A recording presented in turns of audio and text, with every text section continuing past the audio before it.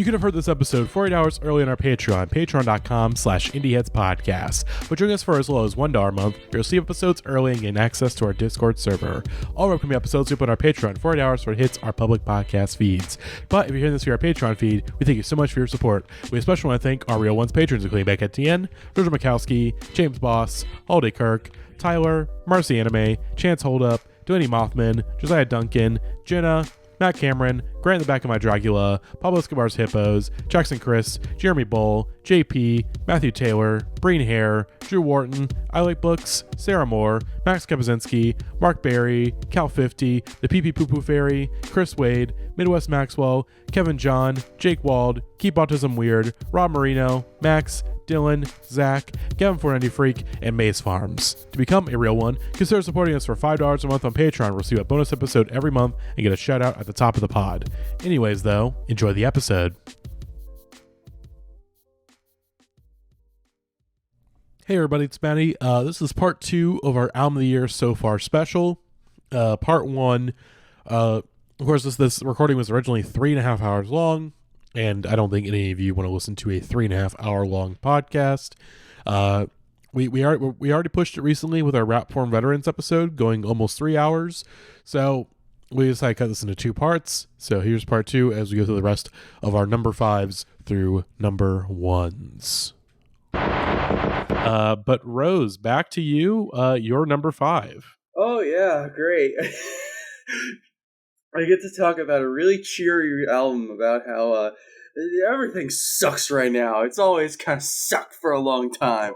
I don't need to tell you this, but the world has gotten demonstrably worse since the date of 9/11/2001. And here's an album all about that. An album which, posits the emotional idea of, oh, we're trapped in a time loop since then, Like, this is literally a time loop.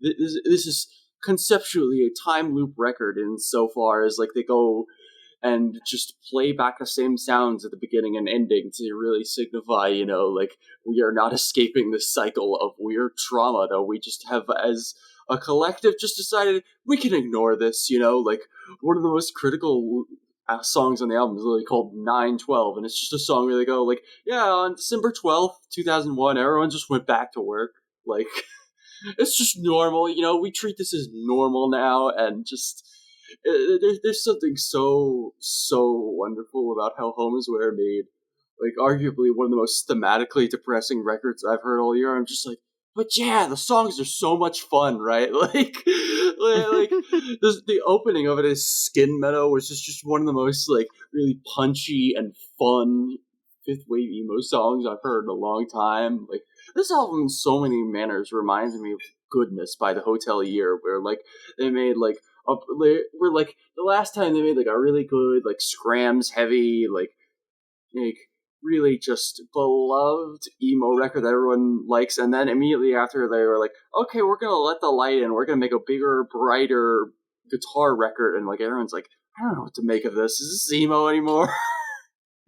And like it is still definitively emo. Like I think it does a lot of things really well. Like the track that I have been avoiding the title of, despite mentioning the constant context which surrounds it, Every Day Feels Like 9/11, just one of the best songs I've heard all year. Like Brandon, she is ripping her absolute guts out, just performing these insane vocals all over here. Like I think her and Tilly really locked into something that's so just electric. Like Home Is Where are one of the most interesting bands in emo right now because they've got just 2 songwriters in the helm who like both seem to understand each other mutually in a way. Like it's just very satisfying for a record that is about something so fucking depressing. Yeah. There's so much going on under the hood of this in a way that like it's genre and also it's I think it's runtime are kind of like almost deceptive about like how much is going on under the surface here. I'm gonna keep it relatively brief because I did like write a review of this one, but like I think the things that they're doing here that blend elements of just how essentially things over time don't really change. They're just kind of continuing to get worse, and they're continuing to loop back in on themselves. Plus also how that relates to this like core recurring conceptual idea of like whaling and this like very sort of visceral, unpleasant, like literal disemboweling of the world and its like natural belongings, with also all of this like really kind of raw and oftentimes like very like rough to listen to lyricism about like how that is like ties into the state of the world for like trans people right now. Is just they managed to do all this while also just having these like really great like direct rippers and like throwing in some like alt country shit and throwing in some like really cool alt or like post hardcore breakdowns. And there's like one that's like fucking really dance punky on here too, which I was just like, what the hell? are you talking about yes. 1,000 times. Yes, literally like fifth wave emo Soak Up the Sun, and it rips. It's so good.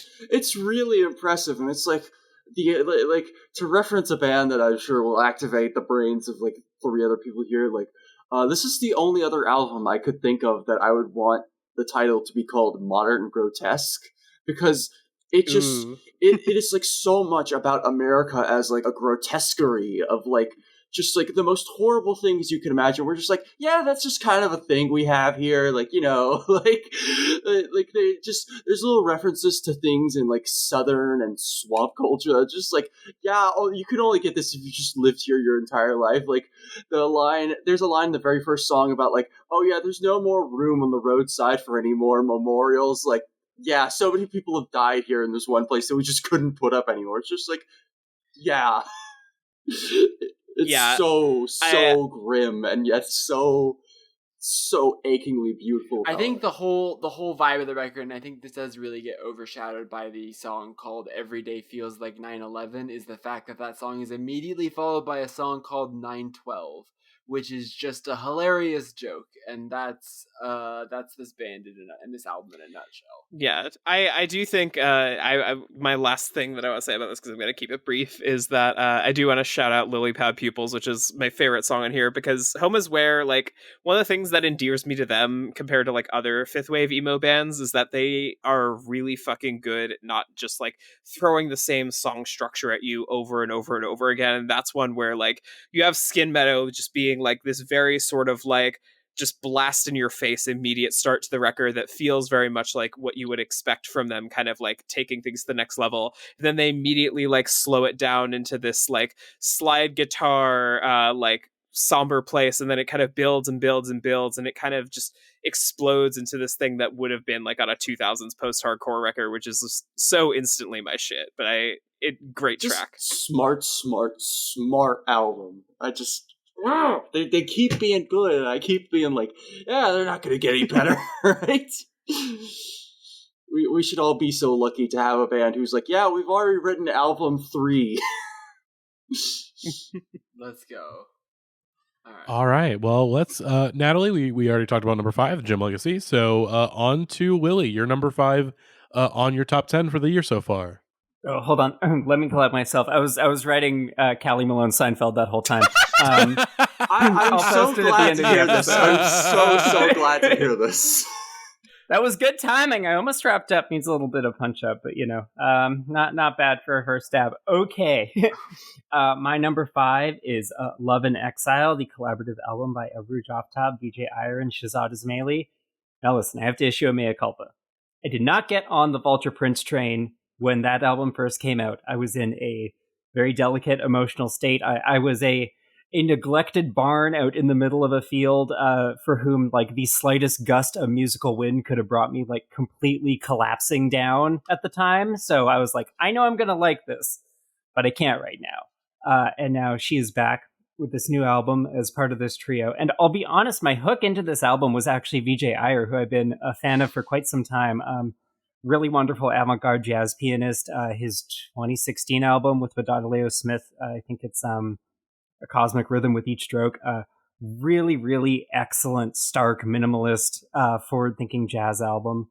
They're teaming up, and they're bringing Shahzad Ismaili along for the ride, who I had not heard of before this album, but like we'll talk about him a little bit more later for another one on my list. But like immediately, instantly, massively approaching just like one of my guys status. Like Shahzad Ismaili, from all I can tell, is just like the coolest dude. Like I looked him up, and you just find these like profiles of him doing like a residency on a like sheep reserve in Reykjavik, like just biking around, chilling. But the three of them are getting together for this album.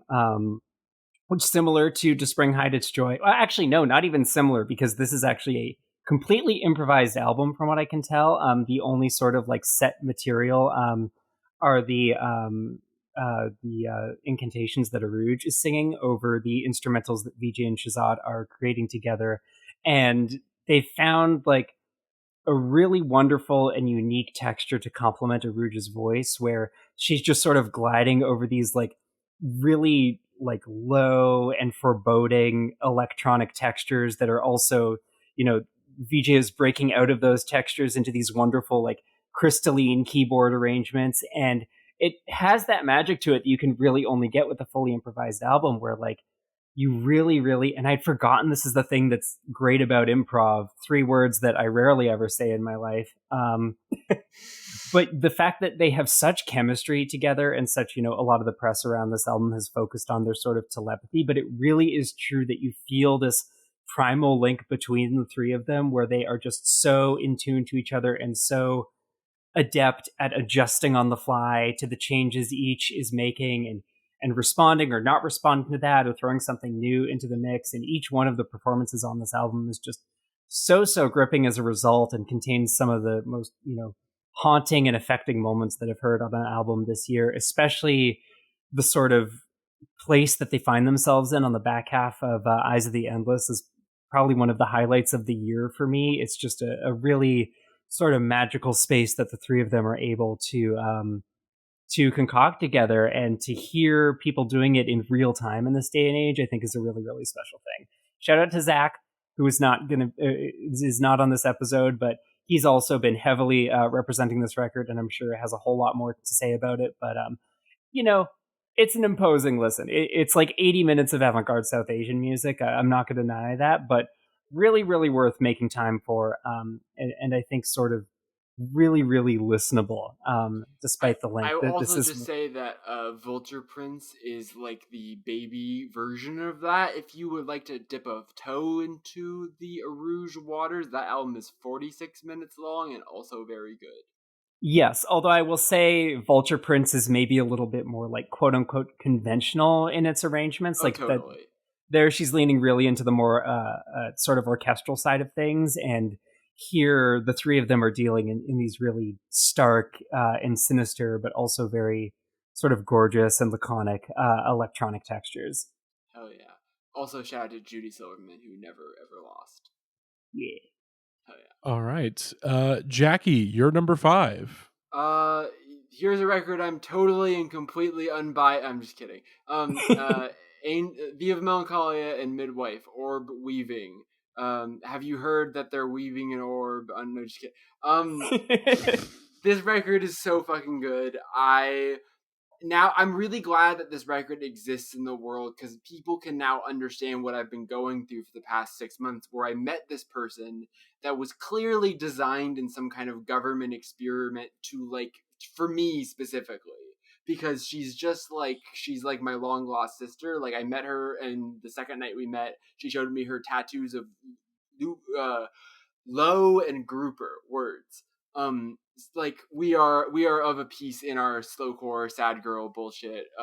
And she is like an incredible fucking musician. I think a lot of people don't know that she actually played on Preacher's Daughter. She plays guitar and slide guitar, and she writes and is a songwriter who has a record coming later this year, Winky Winky, but also has this collaborative record with Midwife that they recorded together in New Mexico, and it's basically 4 songs, 2 of which are written by Angel, 2 of which are primarily written by Madeline, but they're very collaborative. Like, you can really feel the meshing of their 2 styles, especially if you really know Angel like I do. And, like, I think it is just... It's a fucking incredible record. I mean, No More Pain made me cry the first time I heard it. Oh, yeah. Yeah. Just a beautiful... Devastating song. Beautiful record, and then the fact that maybe the best song on it is the like 15-minute ambient song at the end is all you need to know. Good stuff. Beautiful short little spare record that I think simultaneously like highlights everything I love about Midwife, but I also think that like Angel is a very different kind of songwriter, and even though they have so much stylistic overlap that it really does sound sonically a lot like a Midwife record, I do think that Angel pushes Midwife to some interesting places on particularly No More Pain and Play X, which are the two that she wrote. And I think those are just really incredible songs. And then Hounds of Heaven is just like so fucking just running in a loop in my head all the time at this point. Yeah, the fact that my first listen to this album was like as the skies of Toronto were turning orange from forest fire smoke, that being one of my more transportative musical experiences of the year should tell you everything you need to know about like the precise energy at play on this thing. Oh yeah, baby. Yeah, also it's number 9 on Lily's list, by the way, if I did not mention that already. So Yes. There we go. All right, back to me. Number 4 on my list, the new Dean Blunt EP. Give me a moment. If you want to listen to this record, you're not gonna find it on a streaming service. You gotta find a download link because it's Dean. He does what he does. It's a fucking Dean Blunt project. It's gonna be in my top 10 no matter what. Like unless it's like mediocre, which here's the thing: Dean Blunt has almost never dropped mid, especially in the past few years. Of course, it's gonna be in my top 10. This is a great EP.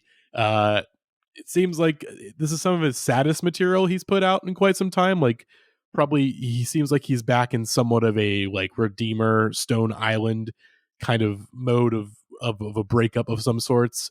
I will not get into details because I think I've put together some pieces, but they don't need to be mentioned here. This is a really damn good record. If you like Dean's, this is definitely one for the hardcore heads, nevertheless. But hey, if you like Dean on his fucking sample sad shit, it's good stuff. I don't have much more to say. It's another great Dean Blunt project. And also, I guess I should quickly mention this is outside of my top 10. The new Bartelli album is also very good in that sort of a similar headspace. But that's my number 4. Rose, your number 4. Oh boy.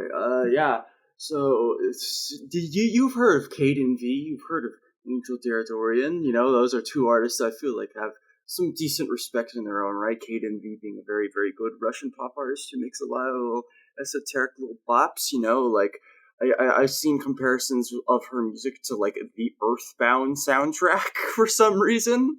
Just very, very, very nice little weirdo ditties. I thought her album from this year, Wow, literally just the title is Wow, was like all right, not her best work, but I kind of clocked this one on my radar. I was like, I'm gonna get to this, and I finally got to it this week, and I was just like, oh, okay. So she did a collab with Dorian, who is somebody I've never really like been in on. Like I've always liked her when she collaborates with other people. Like I really like Amy Terrace Slasher Flicks. That's just a good project.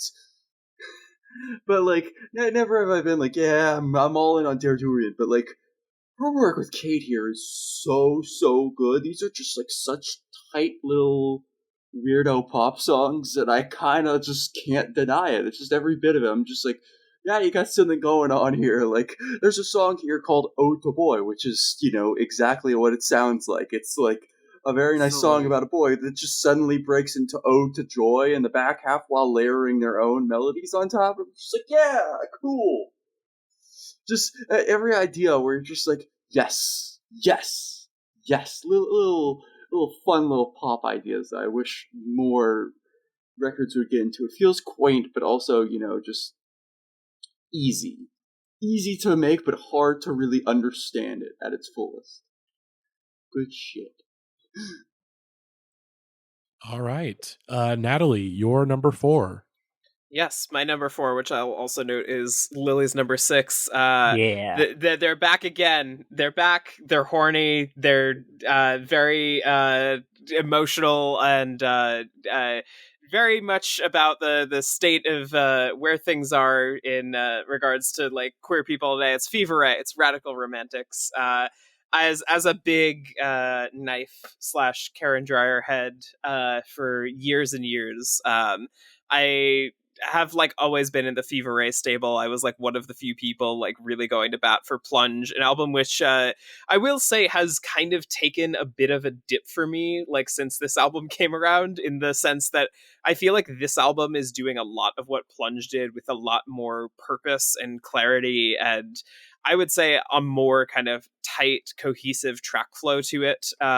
There's a lot here about just the kind of states of perpetual fear and vigilance that queer and trans people are always going through, but there's also a lot of this like really kind of almost desperate hunger that goes into the ways that we all seek like forms of intimacy, whether that be like sexual or romantic. And then at the end of the day, sometimes you just gotta threaten a high school kid who's bullying your high school kid with death. It rocks. Karen's been like a phenomenal. Wait, so you're telling me this album has a tar moment? No, it literally does. It does have a tar moment. It's yes.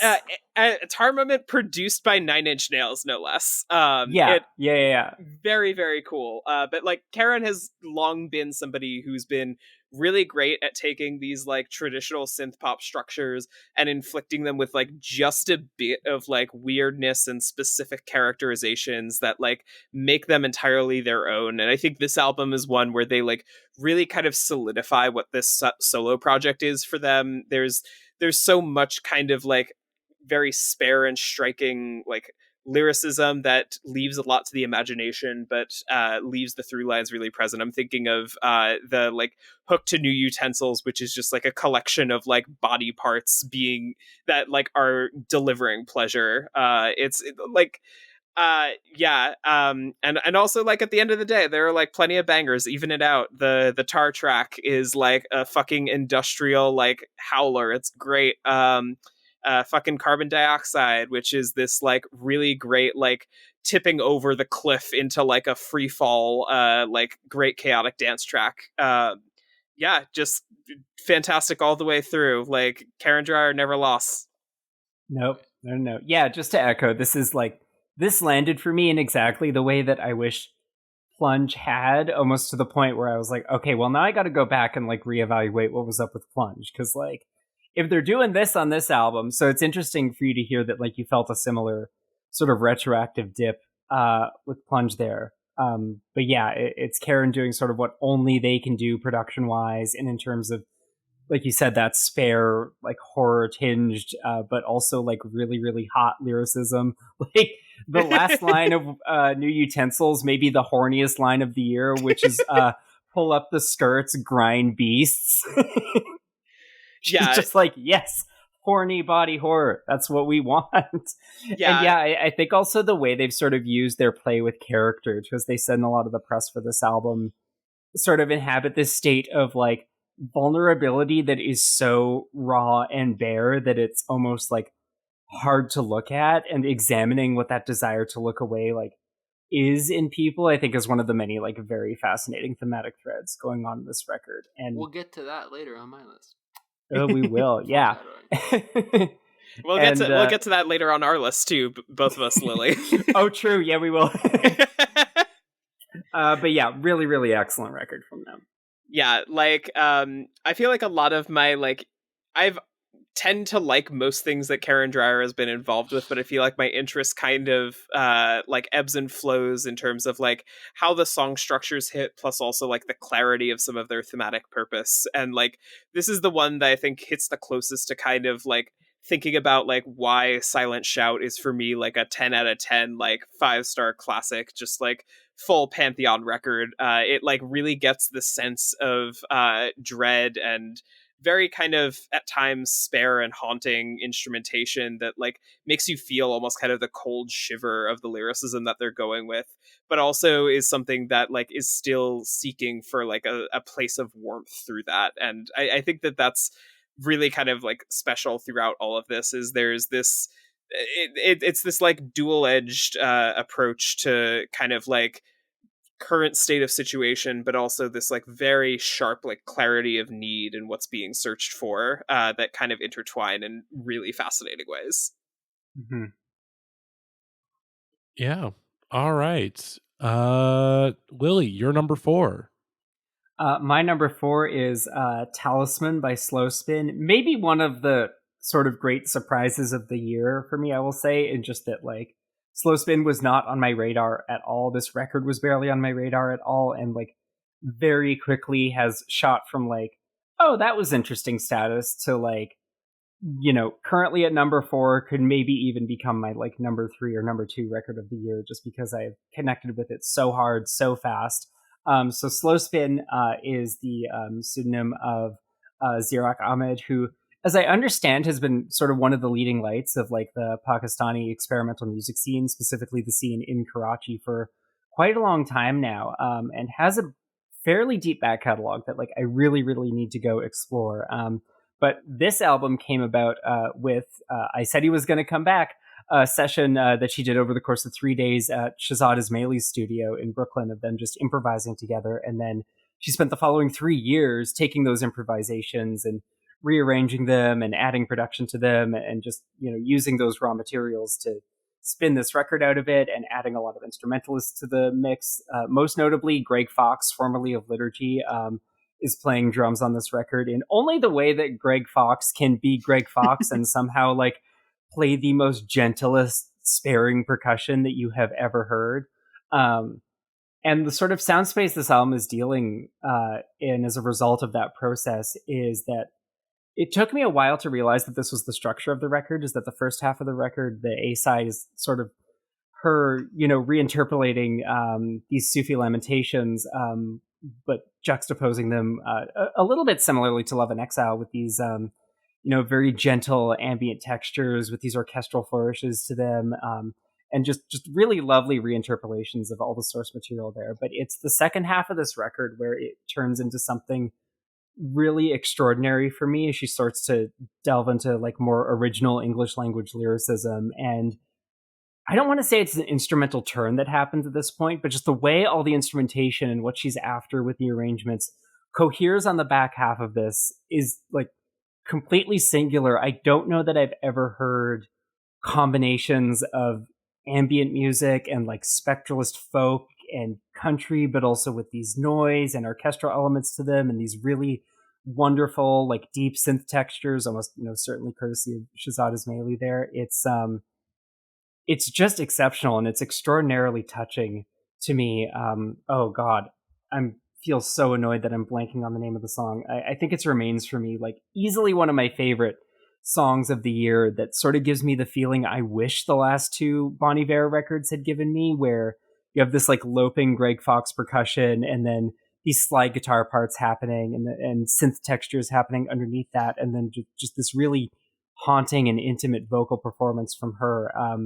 It's that song and this album, has sort of made for the soundtrack to some of my most, like, emotionally profound moments of the year for myself, like doing the thing of, like, girl walks around New York and cries because of how the sky looks to these songs. Really, really slept on record, and really recommend that other people get onto it. Super unconventional, but just, like, undeniably sort of striking and distinctive, and I can't wait to see what else she does next, because what a presence I think that the world has been just overlooking for so long now. Yeah. All right. Really great record. Jackie, your number 4. I have a question to ask the class today. It's did you know that there's a tunnel under Ocean Boulevard? Which I immediately need to clarify. You're just telling me now for the first time. There's a I don't know if tunnel under anyone Ocean Boulevard. saw this, but in an interview with Lana, she says that the title was going to be "Did you know that there's a tunnel under Ocean Boulevard?" But then she says, "quote I fucking panicked and I went to Neil's house and I said, I know this is fucked up, but I've changed the title. It's now going to be called Did you know that there's a tunnel under Ocean Boulevard? Pearl, watch me ring on a bell, psycho lifeguard." And he was like, "What the fuck?" And I was like, "I'm not telling anyone. Just mock it up." He mocked it up, but we realized that maybe it was a bit much to have 6 titles in one. And that is this whole album. Yeah. That is the thesis statement for this whole album. That is the everything about this album. I think I called this album Her Life of Pablo when it came out, and I sort of stand by that, although I hope it does not foretell similar things to the future of Lana Del Rey, but like this is kind of her. Norman fucking Rockwell was like her taking all of the strands of her career and making what is really like to that point like maybe her best record, although I am still Blue Bannister's Hive. I know people are like, what are you talking about? But like Blue Bannister's is her best record. However, this is, I wouldn't call it her best record, but it's like her deepest record, her most personal record. And like the album of hers that already I think is maybe the most interesting to think about in her career, but that is like directly tied into its flaws, particularly there's like a 5-minute interlude on this record where Lana is listening to the sermon of a like notably homophobic, like vaguely like California Ponzi scheme Christian type dude. I forget the name of the guy, but she's like listening, like the sermon is playing and she's like snickering in the background. And it's like, is the point that you're like laughing at this guy and you don't agree with him? Is the point that you do agree with him? Is the point that you want us to think about this? And like, I skip it now every time in the record. I'll be honest. I think it's like completely unlistenable, but I'm so fascinated by the existence of it. It's called the Judah Smith interlude. But like everything around it is so perfect that those like weird, just like the insane choice to like have this whole record be this like deeply personal record and then to end it with Fishtail into Peppers with the Tommy Genesis sample into her flipping Venice Bitch as a trap song. Like the fact that A&W is like 4 songs in one, including the best song MIA hasn't made in years. Like this record is just like she cranked the ideas dial until the thing broke off of the machine. And it's definitely like her most unwieldy, and that's for someone that's been doing unwieldy, overambitious, like in many ways this has a lot in common with like Lust for Life, which is like trying to do like but like this is just such a better execution of it. And I think it speaks to how far she's come as an artist, but also like God, like some of the stuff she says on Kitsugi, like just fucking shoot me through the chest. Also, a couple of the most quotable lines of the year, including "If you want some basic bitch, go down to the Beverly Center and find her," and also, "Your mom called. I told her you're fucking me up big time." Just some of the best lines, the most quotable bars of her entire career. There's a song called "Grandfather, Please Stand on the Shoulders of My Father While He's Deep Sea Fishing." Just like, what else do you want? Also. Father John Misty's on here, finally confirming that he is indeed Lana Del Rey for boys. And also, you get fucking a Bleacher song that is not only not bad, but it's actually good, and Jack Antonoff doesn't bring the song down at all. It's a miracle, Christmas miracle. Great album, Lana Del Rey. We shout out to you and white women everywhere. We salute. Well then, my number 3 is on someone else's list, so we're gonna move on to Rose with another consensus pick. Rose, what is your number 3 on your album of the year list so far for 2023? Listen, I've been saying it every time he comes up on here, but god damn it, I continue to believe it. Billy Wood's best rapper alive. It's just the man keeps putting out quality record after quality record. I mean, every time we discuss him, I want to bring up The Run because it's just, it's so good that I'm just kind of like, I can't believe nobody is talking about this in the almost hyperbolic manner I am. Just like, since 2016, since 2015, this man has done Today I Wrote Nothing, Known Unknowns, Rome, Paraffin, Hiding Places, Terror Management, Shrines, Grass, Ethiops, Church, Haram, and now Maps, another Kenny Siegel collab. His last one was Hiding Places, which I thought was like fine. Like I know a lot of people pull it as like kind of the peak of his career solo up to this point, but like it's mostly just a fine record. Like, I think there's a lot of interesting ideas on it, and Kenny Siegel's always a guy that I'm gonna be like, yeah, cool, Kenny Siegel. Like, the man produced the entirety of So the Flies Don't Come. Like, of course I'm gonna give him a shot if he makes a collaborative record with somebody. Like, and similarly, like, if it's Billy Woods, like, I'm tuned in. And the two of them, I think they turn in, like, easily the most accessible record either of them has made. But even then, like, saying a Billy Woods record is quote unquote accessible is kind of a joke.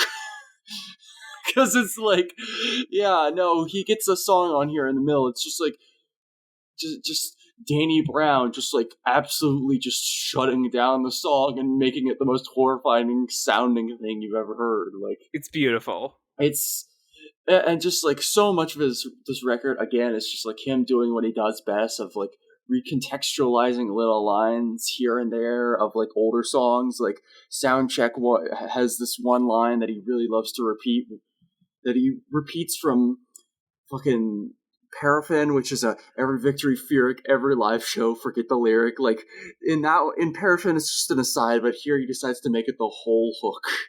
Just like, yes, that is the statement of a Soundcheck. It's just like, I will not be at Soundcheck. And it's just him listing off just little things that he's doing instead, just like showing how good he is at a show without giving a shit. It's very entertaining on every part, and it's just like, I appreciate that this record exists, because it feels like the moment when I feel like we are finally as a nation tipping over into collective Billy Woods fever and going like, yeah, he's the guy, right? He's the guy. Yeah. The I feel like the Pitchfork coronation of this one, where they like threw the 9 at it, is just 8.9, 8.9, not 9, 8.9, but still highest score they've given so far this year. Okay, but it feels like the moment is happening and the moment is here, and I felt that on my end, where I've liked quite a few Billy Woods albums I've delved into in the last several years, like them quite a bit, but this is the one that like totally bowled me over. And I think it's like Kenny's beats here are just so fantastically tailored to Billy's just very like at this point kind of expected, like idiosyncratic, almost kind of like stumbling wherever the fuck he wants, like flows. And the guest roster here is just so on point. Like the moment where Shrapnel comes on Babylon by Bus, and the song just kind of fucking explodes into this like cacophonous like heralding, is just perfect fucking moment. It's, oh my god, it's just like a great like curation more than anything. Like I always thought like Billy was just a really good curator for talent. Like the man runs fucking Backwoods Studios, you know? Like he knows what he's doing, for better or worse, when he puts together a list of names. And like here you look at it and it's like, yeah, okay, we got a couple of Lucid features, solid. Shrapnel, yes. Danny Brown and Aesop Rock, like those are both guys who like you would kind of expect on this kind of record, but still it's just such a pleasant surprise to hear both of them that you're just like, yeah, this is great. And like Sam Herring just doing a really good hook on FaceTime, like easily the closest we've gotten to a like crossover hit of a Billy Woods song. It's really funny. It's just like, and also I just want to shout out one very, very minor detail, which is just like, the man is maybe the best rapper who can write about food since like Action Bronson. Like every time he starts rapping about food, I'm just like, damn, dude, I'm kind of hungry. Like this sucks. It's such a minor detail, but I'm just like, I started noticing it more than usual on this one, like because there's one where like he and Elusive just like start going off about food. I'm just like, god damn it. Like similarly, not to rehash a bit, but like the bit in the Danny Brown verse where he like he commands the entire like second half of the song, like goes over, they hand it off to him and he just takes it and runs it with the rest of the song. But the bit where he just goes broke like the ice cream machine and just starts laughing and like basically losing his place on the song. Yeah, no, that bit is so good. yeah. It's just, oh my god, just Billy Woods. Best rapper alive. The man can't stop, and working like again, like it's a testament to his workflow that like I mentioned like 10 records since 2015, and it's like he already in like his big like coronation profile by Pitchfork. He's just like, yeah, I got another one with Arm and Hammer on the way this year. It's gonna be great. I was just like, dude. Like, I recommend you check out everything that Backwoods Studios releases. I recommend you check out the new Fatboy Sharif and Steel Tip Dove record that's coming out soon. I recommend you check out the Sketch 1E5 and Jeff Markey record that came out this year. Like, it's just every time they put out a release, I'm just like, they've done it again. They've done it again. It's just, this is the only time where I will use the phrase dressy-core level output for a cis boy. Because the thing is, you're right. It's true. He's just like, the man cannot stop working, and I appreciate that about him. It's that level of quality every time, too. Yeah, exactly. It's just like, nobody else is doing it like him. Nobody can do it like him, because he doesn't stop. The man just keeps rhyming and rhyming and rhyming. I'm just like, yeah, dude, keep giving me more of that. Yeah, I will readily concede that the size of the egg on my face from not having listened to Billy Woods grows bigger and bigger every year. It's never a better time to get in. Yeah, it does seem like it.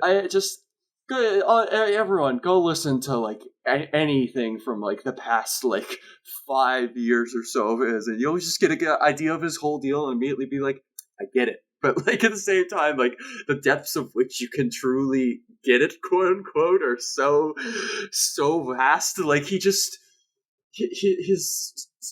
one of the few guys who feels like he has built a discography that revolves inward on itself. Like I mentioned earlier, like how he just constantly references his own lines, like taking them back and repurposing them in new ways. Like this album does it too several times, and every time I hear it, I'm just like, dude, that's just cool. That just like somebody can like really understand their discography as like a collection of ideas that they can come back to and repurpose again and again. And it really feels like, you know, returning to working with Kenny Siegel is a very conscious choice in that way of just like, yeah, everyone liked this one, but I wanted to go off and make my own shit for a while, and then I came back and I made this, and it's like, this is just a really interesting, like, it's the album equivalent of like a road movie, which is one of my favorite genres of movie, really, where just like you're constantly getting these little diaries of places and ideas just like flitting along, and you can kind of feel the restlessness of just like, I don't know where I want to go with this, but I know I have ideas I want to throw out, and like it's just a really great record where, like, by the end, when he finally gets back to talking about, like, just New York stuff, you're just like, oh, sweet relief. It's just, oh, good. I can't wait. The man's just going to put out another, like, 2 albums in the next year, and I'm going to be like, yeah, best rapper alive, dude. Just. Yeah. Which, by the way, it's numbered on my list and number 8 on Natalie's list. Rose is just they're so in the zone that they couldn't just relay that fact. So yeah, that's why they pay me the big bucks to read off people's I didn't lists. Realize I had to relay that, so that's my fault. It's okay. I was going to, and then you kept going, and I'm like, well, that I am similarly in the egg face growing by the size of the day camp, and you know that because I was off mic for the last 8 minutes making and then eating an English muffin, toasting and eating it. So yeah, I believe everyone that it's good, and I will listen to it soon. Yeah, like I said, a very, very good entry point in. I would say it's one of his like most like all of his records flow really naturally, but this is one where it feels like every single track is just like another heater and like a lot of really great guest verses. It's the beats, those perfect beats. Yeah, Kenny Siegel freaks the SPs rather well. That's a phrase that has come back again and again in our society, and we must relitigate it because it's true. Yeah. All right. Natalie, you're number 3. Yeah, number 3 for me is one that I had been listening to since last year because I was profiling this band for Bandcamp Daily, so I'll keep it probably relatively short. But this is the one required dressy core entry into these lists. It's Angel Electronics, Ada Rook, Ash Nerve, Ultra Paradise. It's their new band that is it's all about brutal euphoria wave, baby. The wave has come. It's crashed over all of us. Really, really, really cool blend of all of these like metalcore and like deathcore influences with all of these like really great like pop influences, specifically shit from like J-pop and like J-rock and J-metal. And there's the songs here are just so fucking cool. There's like blast beats, there's like harpsichord, there's death screams, there's a lesbian romance song that's like 5 minutes long and collapses into this happy hardcore climax. It's like, what's not to love? It's a really great pairing. I was never like a huge Ash Nerve listener before this, but like their styles like complement each other in such nice ways. Some of like the best hooks either artist has like put together on like a pop songwriting level. Yeah, it is one I've come back to time and time again. Party Girl, high up there for like song of the year candidate for me. Similar amount of egg on my face just for how far behind I've fallen on the Ada Rook discography just this year. You know what this I feel like is? I'm like Lily? 3 back. It's the meme with the Teenage Mutant Ninja Turtles where first the Teenage Mutant Ninja Turtles are small and Shredder is leading the way, and then all of a sudden now the students have become the teachers. You know, like yeah, you raised 100%. us all in the school of dressy core, and now we go on without you, and you just sit on your porch and watch us. Yeah, Correct. to be fair, I have also kind of become like a bit of an Ada Rook whisperer this year, just by virtue of all of the different projects I've gotten involved with. So this one was kind of like the first in like, oh, this side project that has not yet been written about is just like really fucking cool, really great. The first track sounds like basically if you made like Only Love Era the Armed try to write a pop song about California. Oh yeah. Yeah, just really great, nice little lean record. Any fans of either artist, well worth checking out. Yeah. All right. Let's see. Lily, your number 3 is going to be on someone else's list, so we will come back to you in a moment. And same for Jackie. Your number 3 is on on the same person's list. So we'll go into our number 2s, which my number 2 album of the year, was my number 3 for Rose. Yeah. And there we go. Wait, no, did I get it out of order? I might have. Your number 3 is Rose's number 2. So we're going to Maddie's number 2. We're going to my number 2 right now. Okay. These Never fucking mind. numbers. There's so many numbers. Right? But my number 2 album of the year is the new Water From Your Eyes record, Everyone's Crushed. I've been a fan of this band for the past few years. Their 2021 record Structure is one of the best albums of the 2020 so far, a record that I think I go back to and I find more to love. Just great fucking like trickster experimental pop stuff. And this record is weirdly much more like at times a much more low-key record than Structure, where Structure sometimes is really big and bombastic and really like in some ways like cinematic and ambitious. This feels like a purposeful step back to an extent to kind of it's a little more droning. It's a little more reserved in when it kind of brings out the big moments. Obviously, you still have some pretty, big sounding songs. The 2 singles, Barley and True Life, with like these fucking honking guitars that to a normal listener are fucking annoying. But to me, I love how annoying these guitars sound. I think it's great. They're squonking. It's amazing. But then you also have moments like 14, which are these like really big, like Bjork-esque, like emotional kind of pop ballad, a la All You Need Is Love. And then ending the album like, hey, you could this, most albums would end on that sort of that big emotional moment. And then this album's like, oh, we're gonna put an ad for our album at the end of the album, like, hey, hopefully you enjoy that record. Please buy the album, buy our product. It's so it's so brilliant. It's fucking brilliant and risky to be like, hey, we could do this traditional end, or we could just do this kind of like jokey song, but it's also like, hey, streaming services and shit, they aren't paying us. if you enjoyed the album, please buy it. Okay. I would describe it as being one of the most Looney Tunes "That's All Folks" endings to an album since Yes. Death Grips' Hacker. Yes, absolutely. But again, there's just tons of highlights on this album. It really feels like, Nate and Rachel have really kind of locked in. Whereas it felt like the last record was the first one. Like, oh hey, like things are finally clicking. Like this chemistry is really clicking between these two people. Although it's funny because the album where I feel like their chemistry as artists clicked the most is the one that came out like when they literally were a couple and they broke up and they just became friends.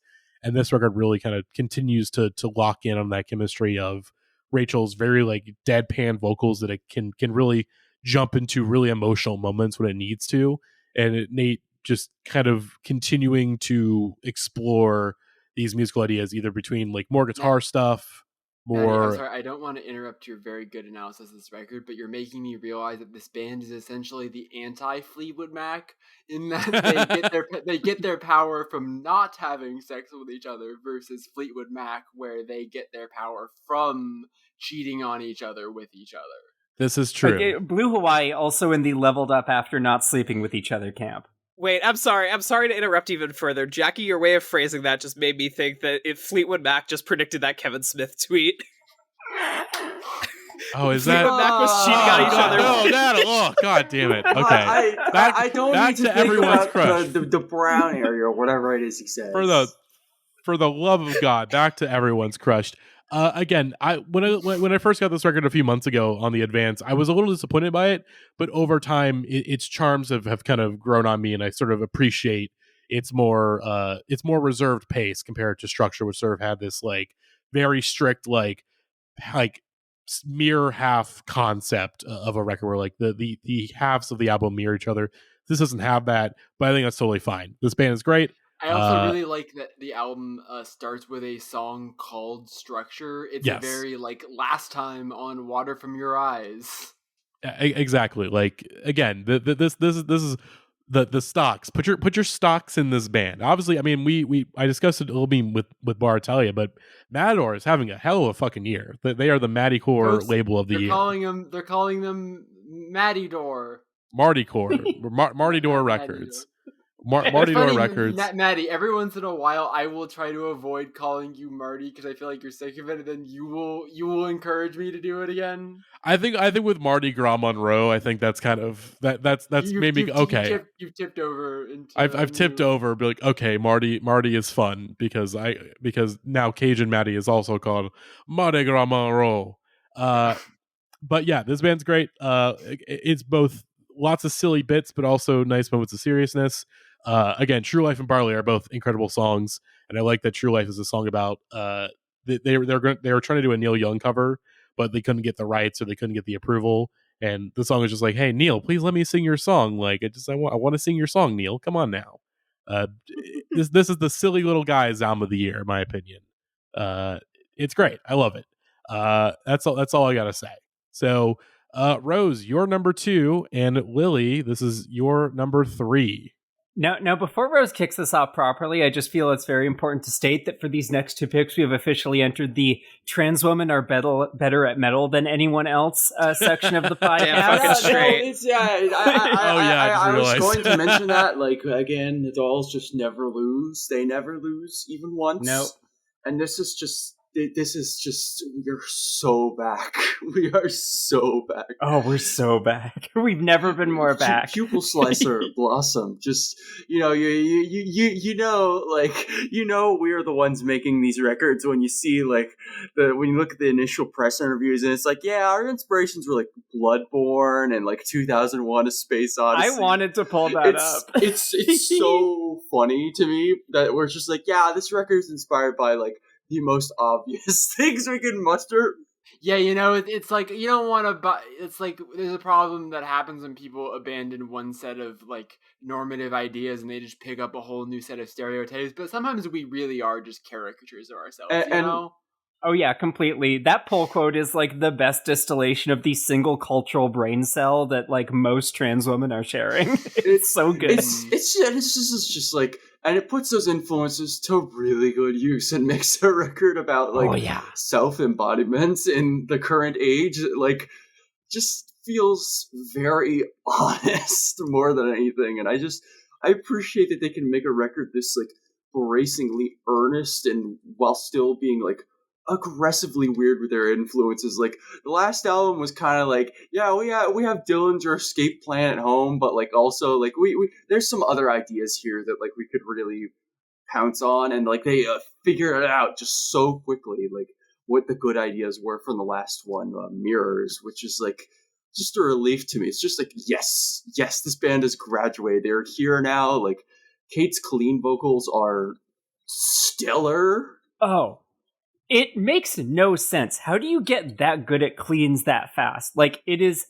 baffling that they are able to pull out some of the stuff they do on this record. Like, the just like complete sugary hook on Momentary Actuality, those like really anguished high notes they get at like the peak of the song at Creation's End, like an incredible display of vocal talent, like that far surpasses the first album. And generally, like, this is just such a huge level up, for me at least. Oh no, listen, even as somebody who liked them then, like, I still think this is just like a step beyond to such a degree that like it's kind of hard to comprehend this. Like, yeah, and a step beyond that, like, not only draws on, you know, all these like strange references from like, you know, other forms of media, but also is just like incredibly literate in the way that it pulls freely just from like the last 20 years of like what the good metal is. And I say that like not at all as a knock. It is this amazing act of like reinterpolation that like they're drawing from like Deaf Heaven and Meshuggah and Underoath and, you know, all these different influences, and are able to like make that coalesce into a thing that feels like very distinctly pupil slicer and also like very distinctly contemporary. It's just like they've done the ideal thing of taking all of the obvious influences and making them into something somehow even better. It is a goddarn miracle, and I'm just so grateful for this band. Like, it's good to like see a band and be like, I think they're, like I said earlier, Liv, like I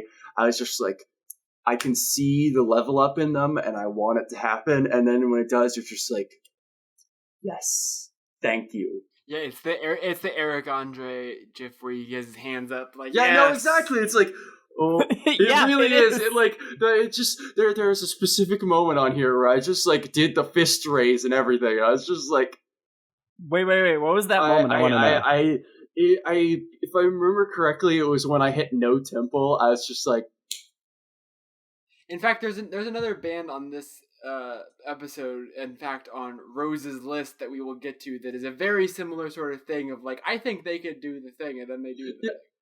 Yeah, people are doing the thing this year. I will say that moment for me was the drop at the Sonic Creations End, although also increasingly now it has become the fucking like slap-based scream rapping moment in Creating the Devil in Our Image, which is somehow not the worst thing I've ever heard, despite the thing I just described. Like, when that moment hits, and then they do, this is how you know they are such fucking smart metal songwriters. They do the best trick in the book, which is they give you the riff once palm muted, and then they do it again sustained, and somehow just that little shift in the dynamic makes the entire track feel like it has exploded, and you just want to like crowd kill the fuck out of your furniture. It is so good. It's just a god. It's just a miracle that they like pulled this out of themselves. And just like, pupil slicer, baby, we're all in. Like, yeah, they're here. And like the fucking like British press are here, which is the baffling thing for this, to get like perfect scores from like Kerrang and Metal Injection Lily, at this time to be a British person or to be a British person in England, to be a trans person in England. Like, yeah, it's whoa. crazy. You remember, Lily, that they got Slipknot immediately. That's the thing you need to remember about the British, is that like when America was like, oh, we're tired of this new metal Fred Durst crap, Slipknot were like, oh, this is like the reincarnation of rock music, right? Like this is like the greatest band that's come along in like the praise for the first two Slipknot records in the UK was like over the moon. So like, listen, once every 20 years, British people get to be right, and this is one of those times. It's just it's very satisfying, and I'm so glad to see it just like pop like it does. Like it's just. It is, and it's also so wonderful that like this album achieves all of like the highfalutin thematic stuff it's going after in a really like emotionally resonant way, and then is also just like total fucking fun. Yeah, no, exactly. Like it's like the slap bass thing. Like you're just like, this should not be a move anyone can pull, and yet like constantly they're just like, yeah, we can pull that. Like, and yet, and do so to the point where you're now like, well, I guess this is only a move that People Slicer can pull off. Like nobody else can do this. Yeah, the combination of all flavors of metal, from like the new metal stuff to like new metal in EW versus new. Yeah, it's just it's very exciting to see a band become like a real contemporary powerhouse, and I'm excited to see where they can go from that, because like if that's your jumping off point, you're in for a good time. Yeah, 100%. I wonder if there are any other trans-led metal bands this year that managed to coalesce all of their previous work into a career capstone work. Oh yeah, shout outs to the new Death Goals. That's also pretty good. They're like contemporary. Oh fuck, did that come out? Yeah, it came out. It's really good. Garden of Dead Flowers, highly recommend that. That's like they have figured out their thing as well. Anyways, back to my segue that I set up and then disrupted myself. Classic. Yes. Natalie and Lily, this is your number 2. Yeah. And I am fully down to tag team this, because I feel like before we were recording, this might be my actual number 1, but I feel like it's great for us to tag team this, considering Lily, I believe, has the greater context in this band than I do. But it's the Trans Galaxy brand herself. It's Liturgy, baby. It's 93696. This is I'm also probably gonna like keep it a little tight-lipped, because I'm gonna have like something on this probably by the time that this episode comes out. But like this fucking album is like, if there were ever a kind of like career victory lap for like any trans metal musician, it is like this fucking shit. It's like every single album that like Liturgy has been doing, every single like pivot and wild move that like Hela's been like really kind of like shifting the project under, synthesized into one cohesive monolith that just it's a gargantuan achievement. And at that, it's like astounding that it like coheres as well as it does, and makes you realize that, oh, all of these disparate influences and disparate elements have been going together all along. This is all like really makes sense as a continuous through line for this project. Yeah, completely. It's the, oh god, I hate myself for making this comparison. it's the fucking end game of the Liturgy cinematic universe. It's like everything came together. Cooper Shade. We can have other comps than Endgame, please. I'm sorry. I haven't been tuned into the recent discourse about that. To the Seinfeld. Sure. No, but it is, just the words capstone achievement have like never been more fitting. How about this? How about it's the end of Evangelion to Liturgy's Evangelion? Yes, actually though. There we go. That's probably the better one, especially since this is very like biblically accurate black metal. Yes. Totally. No, yeah, it's like right from the get-go, when you see the fact that she's doing the whole thing that she's doing with like Hack's intense like need a like postdoctorate like course in theology and philosophy, but like dividing this into this like 4-pronged concept album with all of these different movements and like sub movements and different long tracks that extend within there. And it's the moves that she's making. She breaks out a fucking trap beat like 5 minutes into this 80-minute album. Like it is like once that hits, you're like, this album could go literally anywhere, and it does. And yeah, like, it pretty much does. Yeah, I'm not gonna pretend I'm smart enough ever to like reach to Halo's levels of esotericism and to understand the the core narratives at play here, but there's a lot of like much more open and intensive like lyricism about spirituality and trans shit, and there's like fucking vocoder. It's what isn't on this album. I don't. Yeah, I really. I'm half considering saving this joke because it's a little reductive and mean. But Hunter is kind of like, what if Arca knew what she was talking about all of the time? Like, you know what I mean? Like the word salad stuff. Like, it's like, Or- what if Arca's like word salad felt like you actually believed she knew what she was talking about all the time? Yeah, like, Anyways.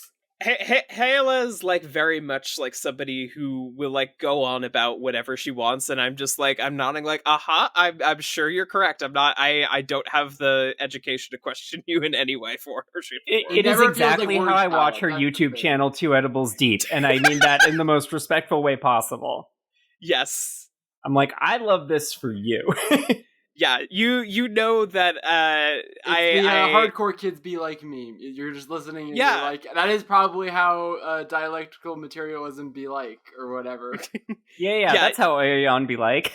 You know that it has that effect on me because after the gig that I saw her do like a couple of weeks ago, like she was just packing up afterward, and I was like half like going to go over and say hi because I was there on like the label's whim, and was just like, if I do that, I'm not going to have anything intelligent to say, so I just walked away and left. That Like is that- the move I pull with every famous person I encounter.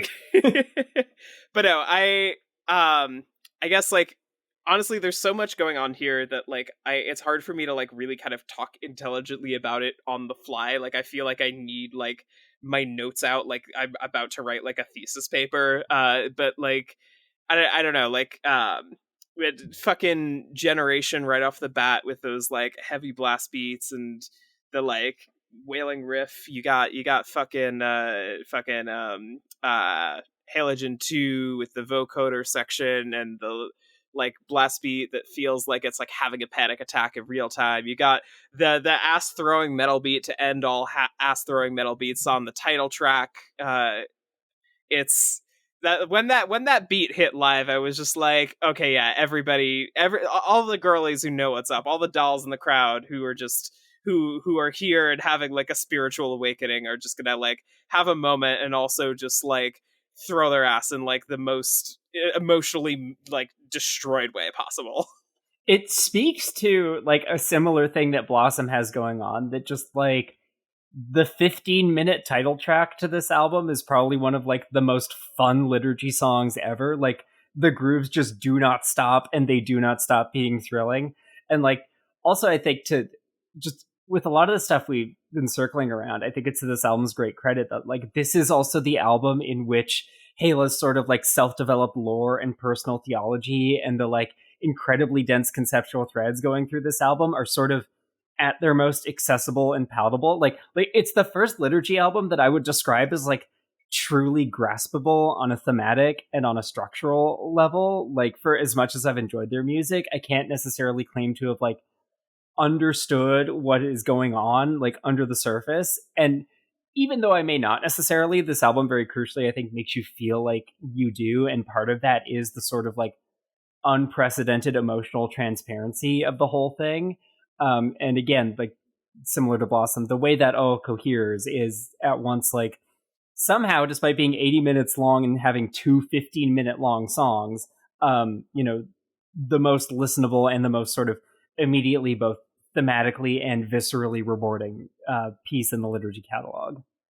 Yeah, I do want to say like similarly, I feel like one of the benefits of this having all those like angel of blank benchmarkers along the way is it like gives you a sense of like what a movement is about, even if you don't understand the vocals, or even if once you have a lyric sheet out in front of you, you don't necessarily understand like what these references to these figures that Hala constantly references are. It's a very kind of emotionally transparent album in a way that I think really only like Origin of the Alimonies with its like very sort of clear operatic narrative has really kind of grasped. And that's what I think the reason why this feels like such a massive like achievement is that it weds that album's ambition with something of its scope that really kind of feels like it has the scale to tackle all those ideas within.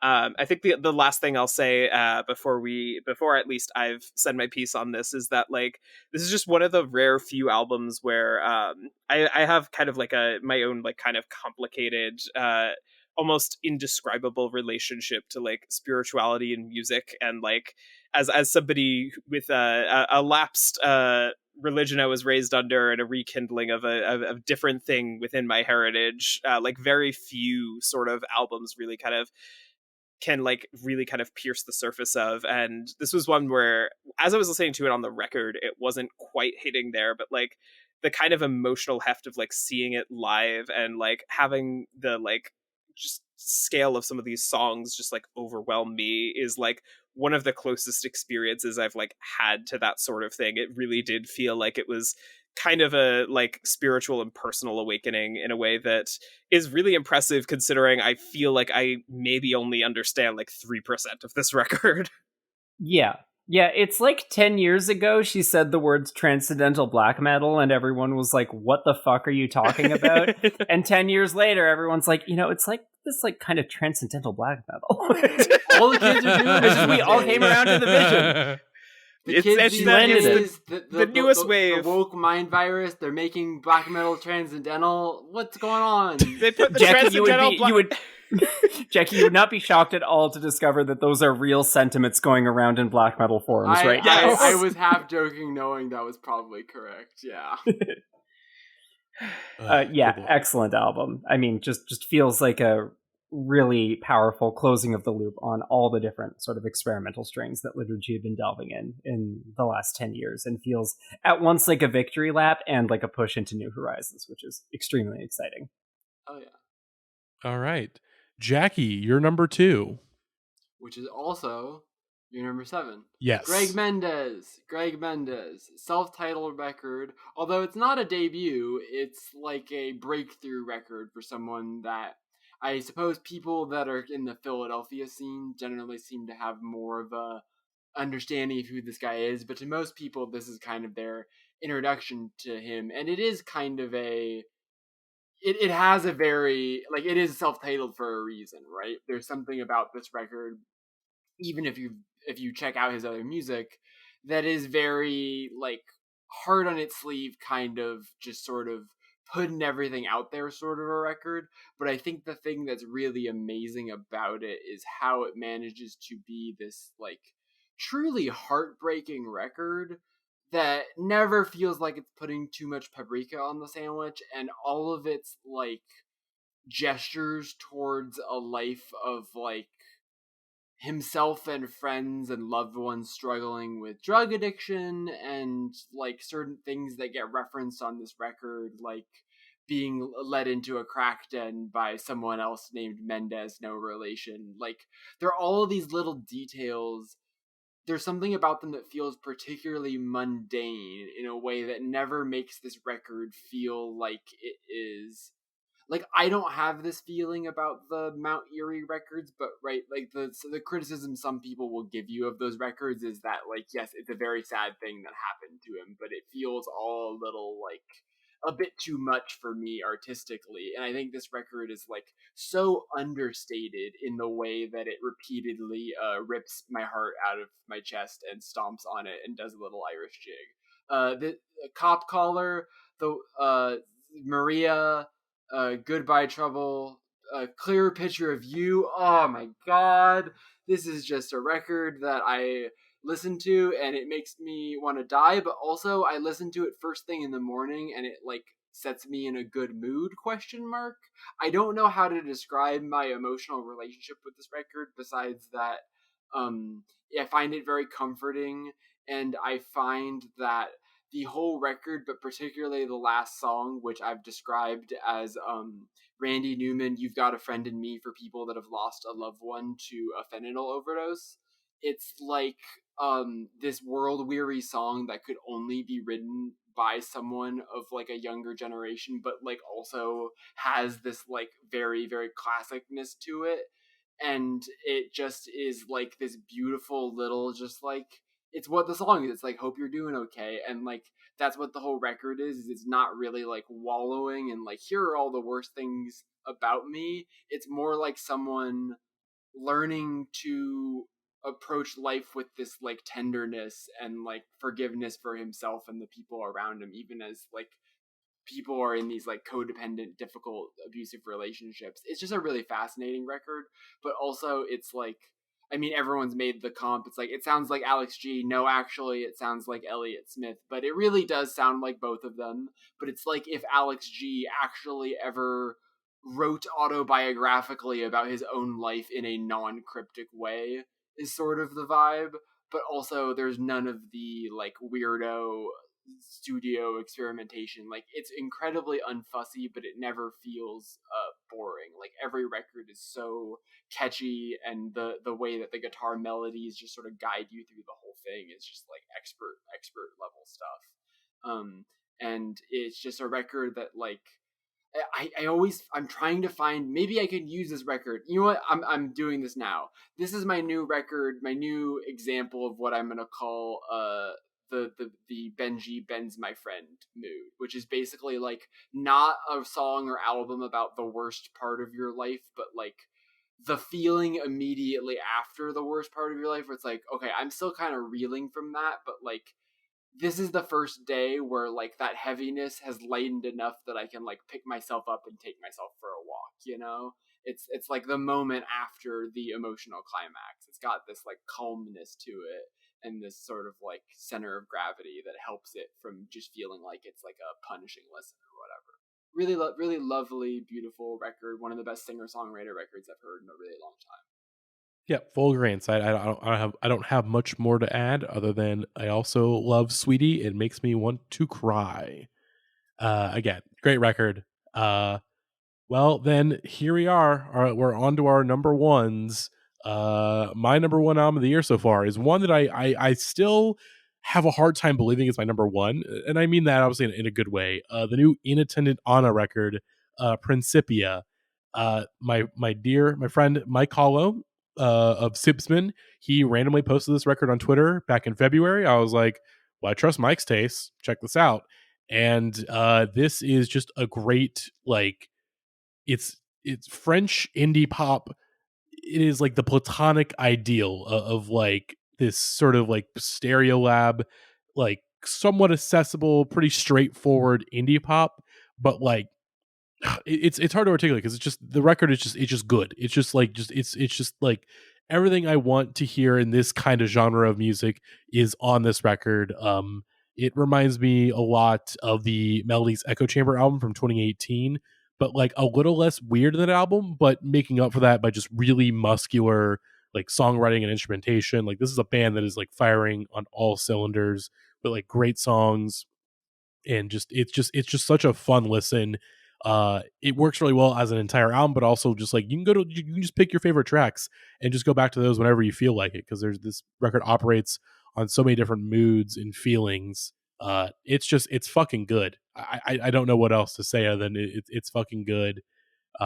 Just platonic ideal of this kind of music, and I'm just shocked because I've been a noted twee hater in the past, but it's too muscular to ignore in that way. Like this is not some fucking wimpy ass bullshit. Like this is the real goddamn deal. I'm bummed I had to miss this band live recently as I was stuck in Illinois for family reasons. So hopefully one day I get to see this band live because this record is good. I highly recommend it if you are a fan of Stereolab, Melody's Echo Chamber, French English spoken indie rock, indie pop. If This you've is ever good. used the word motoric to describe music, this band, listen to them. Yeah, it's Hey, fuck you. I'm not being I'm joking. But I am you felt called out, did you? No, I didn't, but I just wanted to play it up like I did. It's good shit, everybody. I mean, I could list off literally every single track on this record, but a couple of notable ones for me, the ones that my standouts. Same Old Story is fucking great. That bass line is crazy. To the Crush is just a very good, simplistic drum machine led pop song that's very sad and emotional. And then Wonder, the sort of centerpiece of the record, is just like the journey the song takes me on is great. Just wonderful, wonderful record. Not getting enough love so far in the mid year in the mid year list so far, but that is to be expected when you become a Matty core artist. You're just not gonna get the love you deserve. But that is it. In contrast, you let me say tell you, several of the other, almost every other artist on your list has been getting press love. You just put the one that isn't number one. I will say this has been a weird year. Like I said, this has been a weird year where the critics are actually on my side this year. Of like, hey, most critics are actually on these records and giving them a lot of praise. It's rare that it happens. It's rare when the mind meld happens. I'm so used to being a victim, okay, that it's weird to not be. It's weird to be on the other side, okay. But that is it for my list. Rose, what is your number one? let me bring in, by contrast, a record that I think has gotten the appropriate amount of press. Wednesday, Rats All God. If you didn't see this coming, you should frankly just like get your eyes checked, because like, come on, man, what else was it gonna be? What else was it gonna be for me? Just a podcast that we famously watch with. I'm sorry, that was mean. Sorry. No, I didn't even hear what you said. So you said eyes checked, and we're on a podcast, Rose. No, it's fair, but just you know, like it just so deeply appeals to my core. Yeah. I rambled about this like almost unbroken for like an hour, and nobody stopped me. I mean, when I heard this album, I was like, Rose, you're gonna die. And I was right. No, I knew in my heart what I was getting into, but I was still like, yeah, they did it. Like, 2 times in a row, they're like my number one for the year, and it's just kind of by default. I'm just like, nobody's making music about this for this feeling, and it's so definitively captured here that it just almost upsets me. It's just like, how? Just like so deeply relatable songs to being an annoying little shithead living in the South, and like just having to deal with like the contemporary understandings of, you know, memory and how it just messes up your whole life to just have to carry these things with you, like of just like the experience of like your past self, of just like feeling so deeply about a certain time in your life that you are never able to fully disconnect from it. It's fascinating. It is the action button reviews Tokimeki or the action button reviews Boku no Natsu Yasumi of albums. Wait, Rose, I have to interrupt you to mention that when Ian and I were hanging out in person in New York the other week, she referred to Tim Rogers as, quote, that video game guy you and Rose like. Oh my god. Rose, can you answer this? I'm not sure if you do. What the fuck is going on with that MJ Lenderman and Wednesday song from 2018 that's now their most listened to song on Spotify by like 500,000 streams? And I have not looked at Spotify in I was years. like, why? But like, it's their number one song. And I assume it's algorithm. It's like, I was gonna say it's like got to be TikTok or something. I was like, I don't think it's TikTok. Let me look at the song and see which one it is. I can judge if it's like, how do you let the love into your heart that isn't split wide open? Oh, it's like the title track from that? Weird. Yes.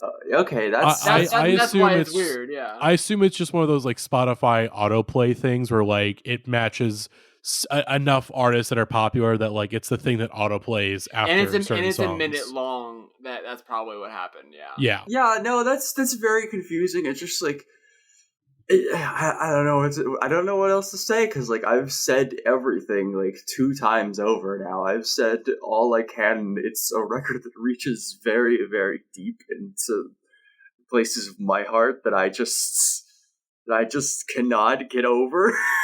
And it's really interesting to see a record that like speaks so personally to feelings that like I cannot describe with words.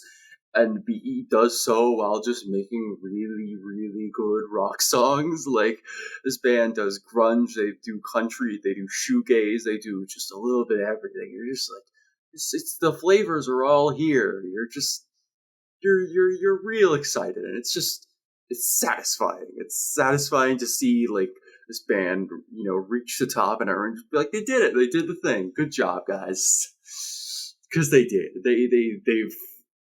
they've done it. Since I was the only one not who has this on their list that was not on the FYC. I don't have a ton to say about this record besides it's really, really, really good. There's a million people that have written about it really well, either just about like their place in the current rock canon, or like Rose has talked about, like about the specific regional importance and sentiments of this record. I am not from the South or anywhere near it. However, I am a dirtbag. It's just like how I was able to relate to Ethel Cain despite not being from Florida. It's like I understand this on a deep level because I too have taken things that you weren't supposed to use as recreational drugs for recreational drugs. Anyways, Dirtbagism transcends place. it does, and I think this record is more than that, but it is just like one of the all-time best being a young person making mistakes and fucking stuff up and trying to live your life albums like I've ever heard. I think particularly Bath County, especially after you see them live, that's the one that raised most of my expectation and might be my favorite on the record now. Just the little every daughter of God has a little bad luck sometimes refrain just like pops into my head on like a almost daily basis. It's just a really impressive thing that like that is a reference to a completely different song, but Carly makes it so her own that you're just kind of like, yeah, that's her line now. It's also like it's become hack at this point to be like, wow, she's such a good writer of specific, vivid details. What else are you supposed to say about someone that writes the line sipping piss-colored bright yellow Fanta? That's like one of the most evocative lyrics I've ever heard in my entire life. Like because it's not just about that one detail. It's about picking the right details that create in the viewer's mind the entire picture around those details. Yeah, and like just to get further into that, like it's just the way she can veer between specificity and just kind of offhandedness and give you the feeling of like, well, this is kind of, you know, like a ramble of a narrative rather than like, you know, a specific play-by-play account. Like, you know, like in the same song, you know, it's just like, heard someone died in the Planet Fitness parking lot. Fire trucks rolled in and people stood around. It's like, that's just the most vague details you can give, but then you can like hyper zoom in on like this little image that just has not left your brain, you know, like hitting them with a dose of Narcan. It's just like, you can't get that out of you because it is stuck there forever. It has a lot in common now immediately. How have I not thought? It has so much in common with the Greg Mendez record, but the real difference is that even though there's a lot of like reflection on things that have happened to her or her life, it's all reflected through her surroundings around her, right? Like there's very little of the record besides basically Chosen to Deserve that really feels like it's like dealing in I statements. It's like the entire record is about her understanding of herself and the place she comes from through these little vignettes that she gives you of like something like the number one example being the whole story in Query of like watching the cops raid the house and bringing all the stuff out into the street. And like for the Greg Mendez record, it's like the story of him getting arrested at a crack den. But like the difference is that Greg Mendez is a very internal record. It's very much like all the little details are little details that give you a picture of this one guy and his brain and his life. And versus Wednesday, it is so personal to her, but it's about her personal reflections on the world being reflected in all these little things that she sees, whether it be like something that a friend of hers did or like a hookup that she had in the back of a car, or whether something that, like as you're saying, like she was just in a parking lot one day and just saw this thing, like as someone who was the witness to a hit and run like 2 weeks ago. Very relatable. Like you're just living your life and all of a sudden something very dramatic happens in that.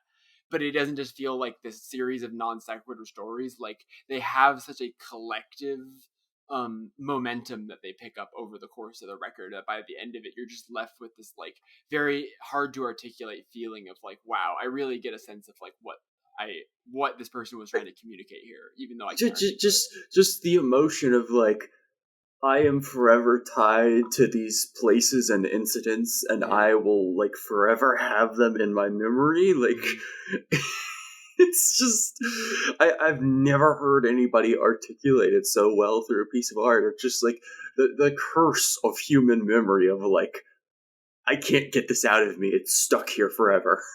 Also, every song on the record is a banger, and even with Bull Believer being this 8-minute long single and then another 5+ minute single. This record is another short record, which is this weird thing on my list where like almost all my records are like sub 40 minutes, and this one is like a deceptive where it's like Bull Believer takes so much out of you. That is my only little like, if I still can't decide whether I like Bull Believer second. I do like it as a song for sure, no hesitation. Most of the time I'm in a mood to get a Wednesday fix. I can either just start at Got Shocked, or I can just choose the like 5 songs that are on all of my playlists now. You know what I mean? like again, that's still my one criticism. Like, I just punted it to the next to last spot on the album in the re-sequencing that I made for myself, and like, works really well there. I mean, it just feels like it's such a cathartic, like conclusive sort of thing. It feels like when they play it last in the live show, partly because Carly can't sing after she does that song, but like it made so much more sense to me on an emotional level hearing it after all the other songs. Like I think it's not even like a flow of the record thing. It's more just like, I don't know if we were ready to go there immediately, you know? Yeah, no, it's so wild to me. Just every choice on this is just like an interesting choice, and I think that Totally benefited it greatly. You know, just like we should all be so lucky to see bands make interesting choices these days. Always true. Always true. Just good record. I'm glad it's getting the love. I'm glad that this band, like, I'm just grateful to see like a band from the Carolinas really hit it big, and like, it's just so weird to me. It's so weird to like see a record that's like that deeply personal. Yeah, go on. Rat Saw God, more like Rat Saw Good album. Yeah, no, exactly. It's just so deep in my zone of bullshit that I just want more.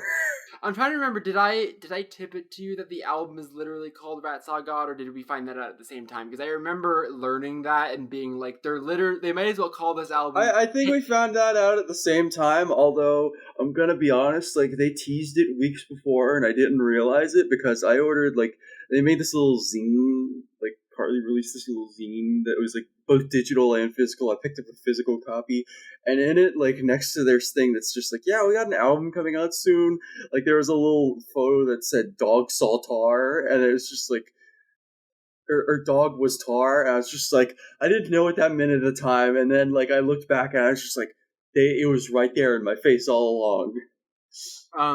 But them calling that album Rat Saw God, like, it's literally one step away from them calling the album, hey, Rosemary Smith, this one's for you, kid.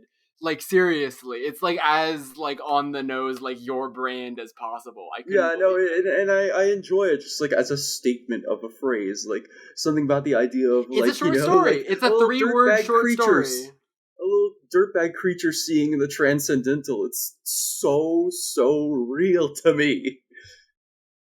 Oh yeah. The transcendence of just being alive and just being like, yeah, I have to live with that. It's great. Yeah. Great stuff. All right. Natalie, you're number 1. Yeah, this is one where it's an interesting one because, like I mentioned, liturgy has kind of become like in this toss-up, and on some days, for instance, when we hit record, I was like, maybe I would give this one the edge. But I'll have to let that see if that takes, because I'll need more time to sit with it and have it run back. But in terms of just, as I was sitting down, as I was thinking of things that like I've spent the most time with and have just, oftentimes the barometer of like a really good record to me is like, how good are all of the songs? And like, I'm a big advocate for 7-track album. Everything's great, cool, in and out, no bullshit. So here we are. It's Avitaire, Natalie Core's staple, with 7s. And this is a very interesting one because like in my head, like every single time I see the phrase like pandemic record, I like roll my eyes. Is like, I feel like it's so worn out in as a concept, in the idea of like, yes, it's this thing that everybody went through and it's this thing that has this universal concept, but I feel like the ways that idea has been like milked for like artistic exploitation can sometimes feel a little creatively bereft. And I know that that's sometimes just the fact of the matter is that it did creatively drain a lot of people. But I think that sometimes I just think to myself, I don't really know how much more can be mined out of it. And one of the things I think this really does well is that it is kind of like that, but it's not what it's really about. It's more about like this kind of genuine idea of connection and like growth and maturation in a way that really feels of a piece with like so much else of like Animal Collective stuff, but also feels like one of the more kind of like thematically cohesive solo projects that AV's done in a while. And similarly to the Megabog, I think that the ways in which this album instrumentally progresses really kind of helps some of that ring true, where it starts with these couple of like really kind of like beautiful, almost kind of like quiet and understated tracks where you have this piano led track to start off, and then you have this like really kind of like gorgeous, almost stream of consciousness acoustic track called Lips at Night. And then from there, it kind of it takes this like interesting direction where the musical, which is like one of the two lead singles, is this almost kind of reflective meta commentary on like the act of like artistic making and like who it is that like people even make art for, and like what it's even there for, how the process of it like even comes about for somebody and its form and function in a way that like I think getting back to those themes really kind of makes it clear how the album itself is almost kind of an interrogation of like artistic process and what it means, whether or not it's a selfish act or whether or not it's something that like is a chance to like really kind of like build up your sense of like connecting with others. And then honestly, like the thing that like really drives it home for me is the track right in the middle, which is the longest song on the album, called Hey Bog, which is this really, really fantastic track that takes this almost kind of like drone ambient jazz approach to it, where the first like full like 3.5 minutes are just this very like very meditative like saxophone trance, and then it kind of like clicks into place as this like skittering breakbeat psych pop track, which is just kind of like a very bizarre confluence of things that like improbably gets like pulled off just because there's so much forward momentum once the song gets going and has like fully like locked you into that trance. Yeah, I don't know, I feel like this is one of those albums where if you like are like an Animal Collective agnostic, it's gonna bounce right off of you, because it is in a lot of ways like very similar like vocal patterns, very similar like lyricism to like what has been kind of at the core of the band and of AV Terror's solo work for so long. But like it's been fascinating to me in a way that like even people who like have been like Animal Collective fans seem to consider this like a kind of minor work, whereas I don't know, there's something very like deeply like moving and like thematically complex going on here for me that I feel like even just now speaking about it, I've only kind of started to scratch the surface of, and it feels very rewarding for that kind of revisiting in a way that like some of AV's solo stuff has kind of sometimes left me cold on, or feels like it kind of reveals itself a little too immediately. And I think again that goes back to, if you got 7 great songs and you like really refine the shit out of those songs, you're gonna make a good album. Yeah. All right, Willie, your number one.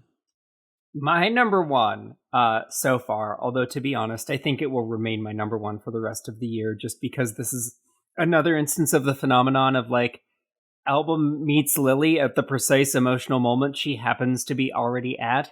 It is Kara Jackson, Why Does the Earth Give Us People to Love? You knew it had to be a question title based on the rest of the list. Basically, just the singer-songwriter album I've been yearning to hear since like several Adrian Lenker albums ago.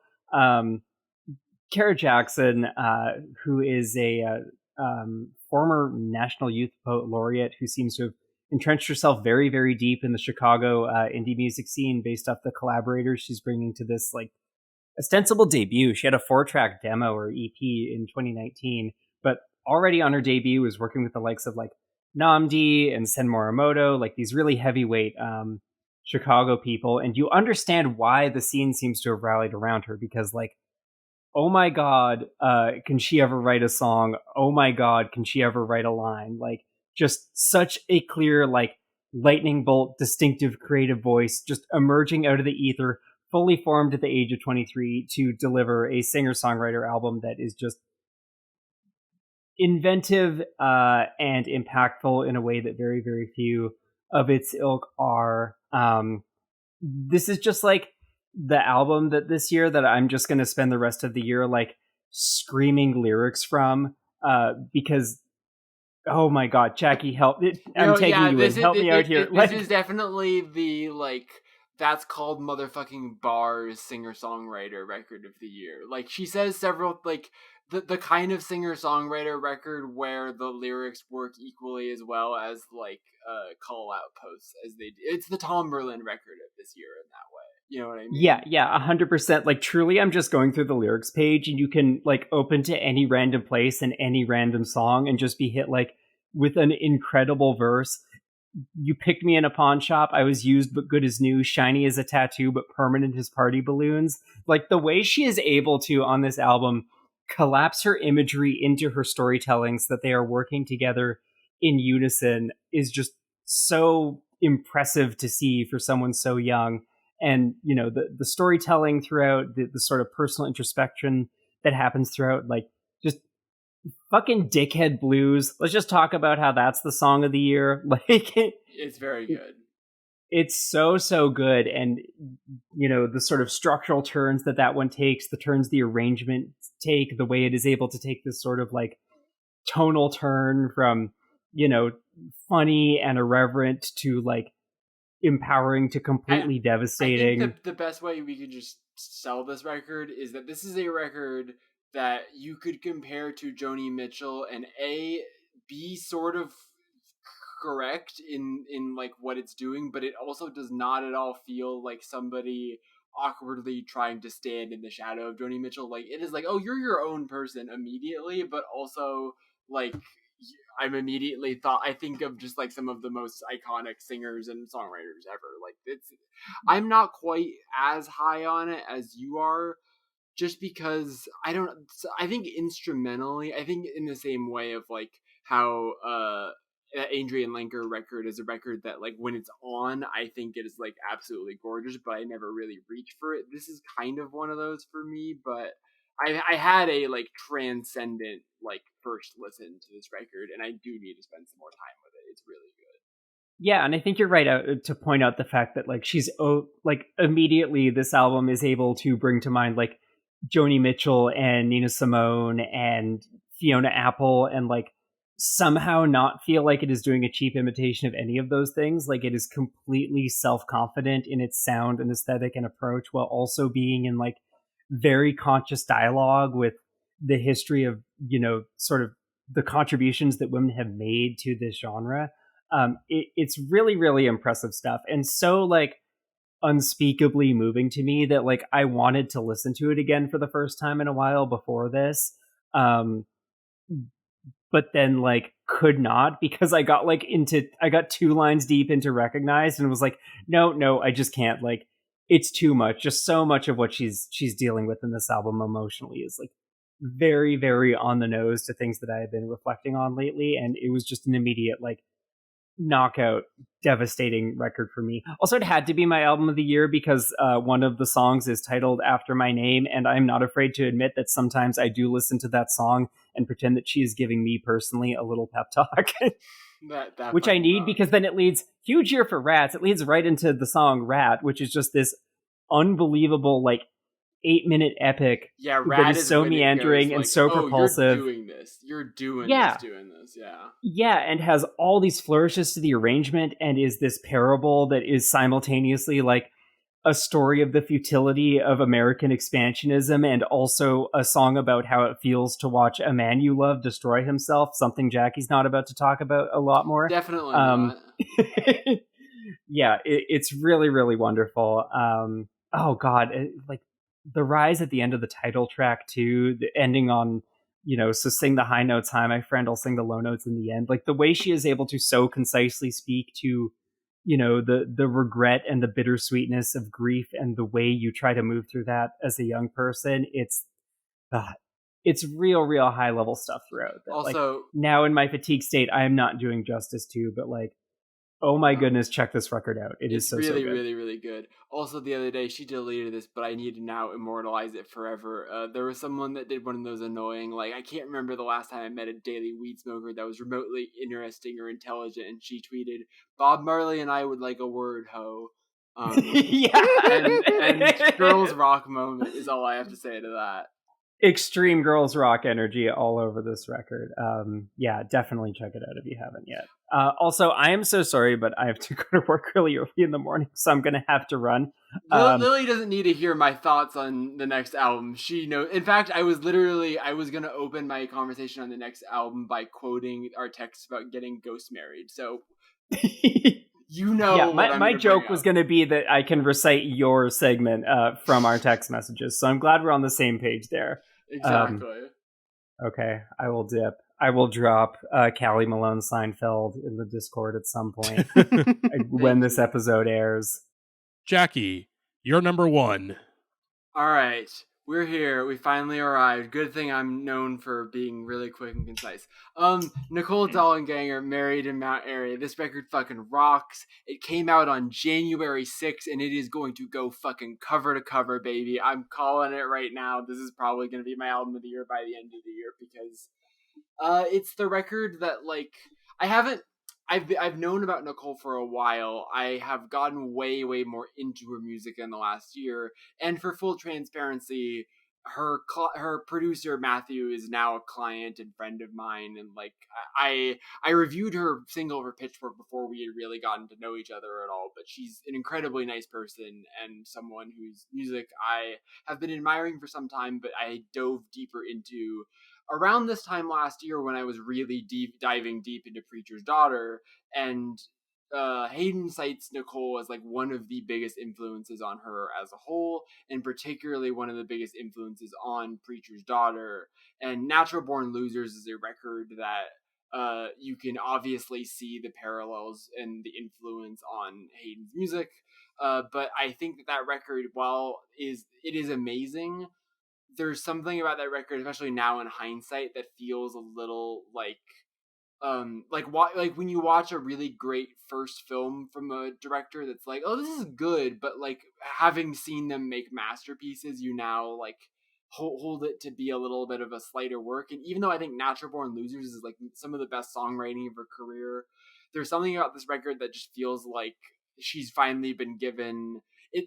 The last record felt like it had more scale to it, but this is the record where like the scale and the quality meet in the middle, and she makes the record that like she has been building her career for 10 plus years to get to, because she was this like Tumblr darling, like super niche artist, like was one of the most followed users on Tumblr at a certain point, like is if it just this like almost feels like she was a creation of Tumblr. Like she is such a cultivated image, and for a while people thought that she was Grimes because Grimes signed her to her label and she has this really high voice, but like she is a really unique songwriting voice, and I think is someone that has hopefully will continue to get a little more respect and attention, because I think that she has been quietly hugely influential on more than just Ethel Cain. Like I think that her music is really unique in the way that it positions like vulnerability and deals with a lot of these topics that I think, without getting into a rant that I almost wrote a piece about, like I think sometimes when artists like Lana or Nicole write about being in either abusive relationships or like romanticizing toxic relationship dynamics, people kind of take this like depiction equals endorsement view of that tends to be like, oh, they're glorifying these things, when I think that a lot of the time the people that get tagged in that way, it's a lot more nuanced than that. And this is like a perfect example of a record that is like about victimhood in a way that is empowering, if that can make sense. It's about like being able to understand the ways that people have hurt you and to not like shunt that, and also to reclaim power, even though this is still a record that deals with a lot of those like damsel in distress. Like, this is a record for getting ghost married to your husband and smoking cigarettes in bed and time traveling to a weird abandoned 70s thing. Like, it has a lot of that kind of aesthetic signifiers of things that people associate with Lana's work and Ethel Cain and stuff like that. But like, there's just like the songwriting on this record is just fucking impeccable. This is a 10-song record that just has absolutely zero fat on it. Every single song is like pretty much perfect. I think all of them fit so well together sonically. A 12-song record, not 10. But like, everything fits together so nicely, but there's such a range and so much more depth to it than like Natural Born Losers has in terms of like the sound. I think Matthew has just come like a really, really long way as a producer from 2015 to now, and I think like their collaborative relationship. Matthew has worked on the last 3 Nicole records, so Natural Born Losers, Heart Shaped Bed, and now Married in Mount Airy, and I think this is by far the best of those 3 records. I think that Whispering Glades, Nymphs Finding the Head of Orpheus, Dogwood, the title track, Bad Man, just like several of like my favorite songs I've heard in a really long time. I think in particular Nymphs Finding the Head of Orpheus was like my jaw drop moment with this record, but also a year ago she put out Whispering Glades and I listened to that song like 35 times in a row. So this whole record I just think is really an evolution for her as a songwriter, but also it's like circling back to the things that made people fall in love with her in the first place in a really satisfying way. And kind of in the way people were talking about liturgy earlier, it feels like a culmination and a victory lap, but it also feels like, okay, finally now Nicole, and many albums into her career, like she has a long career if you count all the early Bandcamp stuff going all the way back to 2012, but like now 11 years into her career, it finally feels like A, the music world has caught up with Nicole Dollanganger, and B, she has fully blossomed into this artist that now can be more than just a niche, extreme Tumblr girl deep cut. And also I think this record does a good job of taking what I love about those early records, which is that like her voice is so high and these songs are so uncomfortably personal and vulnerable and grotesque that sometimes it's like staring directly into the sun. Particularly, she has a record called Ode to Dawn Wiener, Embarrassing Love Songs, that is inspired by Todd Solondz. So like that's the vibe of her first record was called Spoiled Milk, or Curdled Milk, sorry. Like, she loves the grotesque, she loves like gore and stuff like that, and but contrasting it with just these like hauntingly pretty like folk tunes. But I think this record is like the most accomplished from both a songwriting and musical perspective, and you should listen to it if you have not already. It's gotten some good buzz, but I still do feel like we never appreciate Nicole Dollanganger as much as we should be every single day, and I'm doing my part. There we go. All right. That is everyone's top 10. Jesus Christ, this was a lot longer than I anticipated, but again, should have known. So this will probably be a 2-part episode. So thank you for listen. If you listen to both parts, thank you so much for listening. We got more stuff on the way for y'all later in the year, later this month even. Got some good episodes coming up. So we will see you all next time. Bye-bye. Y'all don't like therapy or something? Y'all need it, trust.